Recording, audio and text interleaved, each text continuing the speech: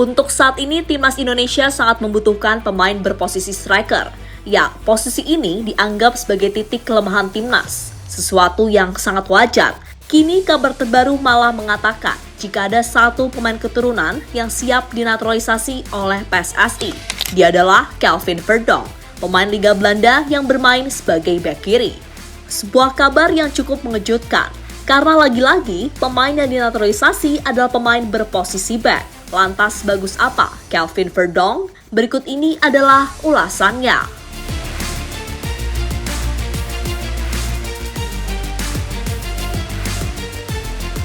Antwoord zijn? Ja, als ik eerlijk ben, ik denk er al wat langer over na. En nu, ja, het wordt steeds serieuzer eigenlijk. Ja. Als ik eerlijk ben, we zijn nu bezig met alle papieren. Oké. Dus ja, het is nu gewoon afwachten hoe alles gaat lopen, zeg maar. Oké, ja. En ja, als alles rond is en al die dingen, alle papieren zijn, dan kan het zomaar niet zijn dat ik voor Indonesië ga spelen. Mooi. Dat is echt... Maar we zijn ermee bezig. Ya, itu adalah percakapan terbaru antara Yusa Nugraha dengan Kelvin Verdonk. Dalam percakapan tersebut, Kelvin Verdonk mengatakan jika dirinya saat ini tengah menjalani proses naturalisasi. Untuk prosesnya, Kelvin cuma menunggu perkembangannya sampai selesai. Jika sudah selesai, dirinya akan siap datang ke Indonesia untuk melengkapi berkas sekaligus menjalani sumpah WNI. Jika semua itu beres, maka Kelvin Verdonk sudah berhak membela timnas Indonesia, yang merupakan negara tempat ayahnya dilahirkan.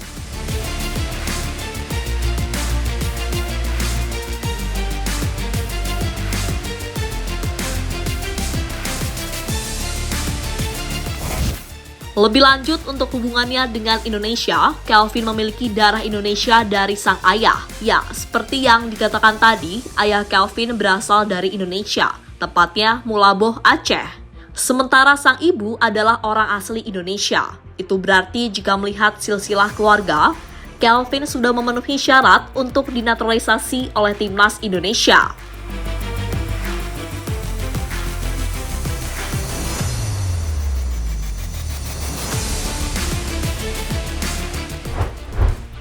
Untuk posisi bermain, Kelvin adalah pemain yang biasa bermain di posisi bek kiri.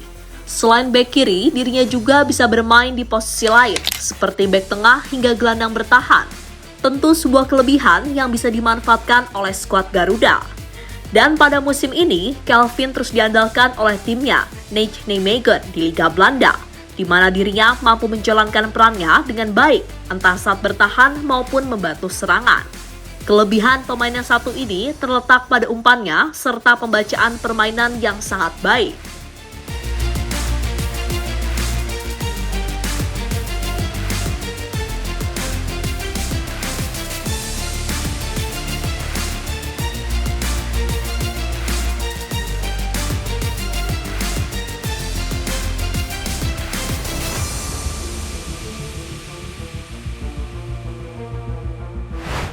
Untuk statistiknya, Kelvin telah bermain sebanyak 32 kali musim ini. Dari jumlah itu, dirinya menyumbangkan 2 gol dan 3 assist. Selain itu, Kelvin juga membawa timnya lolos ke final Piala KNVB. Dirinya juga membawa Nijmegen berada di posisi 6 klasmen dan hanya terpaut 2 poin dari Ajax yang berada di atasnya. Tentu sebuah peran yang cukup oke dari pemain keturunan Aceh tersebut.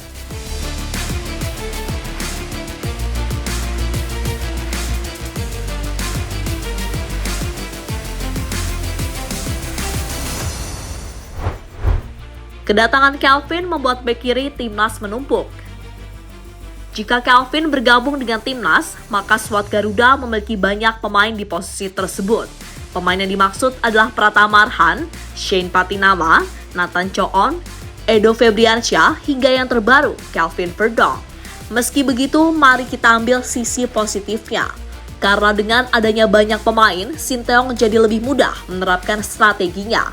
Selain itu, Indonesia juga memiliki pemain lapis sama baiknya jika seandainya ada pemain yang tidak bisa bermain.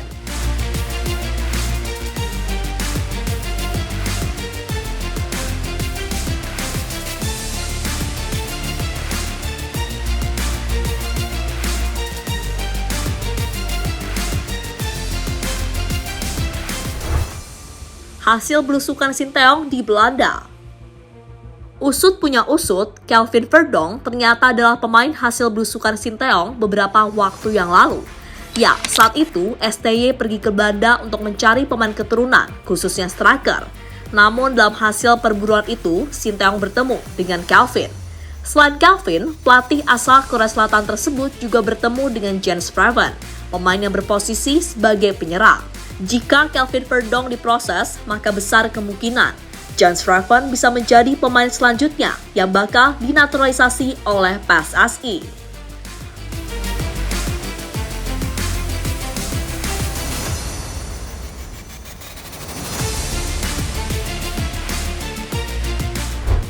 PSSI tetap mencari penyerang keturunan. Meski kembali mendapatkan pemain berposisi sebagai back, PSSI dan Sinteyong tetap harus melanjutkan misi mencari penyerang keturunan. Untuk saat ini ada satu pemain yang dirumorkan bakal dinaturalisasi oleh Indonesia. Dia adalah Ole Romeni. Bahkan sang pemain sudah memberikan kode jika dirinya bersedia membela timnas Indonesia. Kode itu ia utarakan dalam sebuah podcast yang ia jalani beberapa waktu yang lalu. Gesprekken geweest, ook met de president van het Indonesische voetbal. Je hebt die gesprekken gehad? Ik heb die gesprek gehad.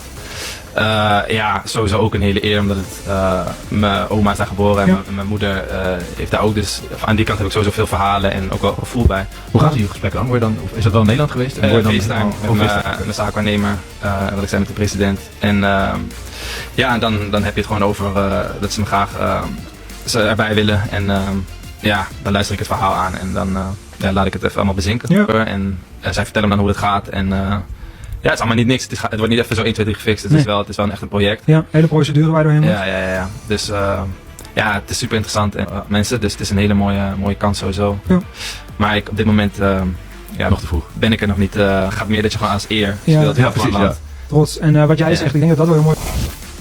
Kini menarik dinantikan bagaimana proses kelanjutan dari naturalisasi Kelvin Verdonk. Jika sudah bisa membela timnas, maka Kelvin adalah pemain berikutnya yang bisa diandalkan oleh Sinteyong. Sekaligus menjadi tantangan bagi pemain lain untuk terus bekerja keras karena posisi mereka pastinya tidak aman. Terutama pemain yang sama posisinya dengan Kelvin seperti Pratama Arhan, Patinama, Nathan Choon hingga Edo Febriarsyah.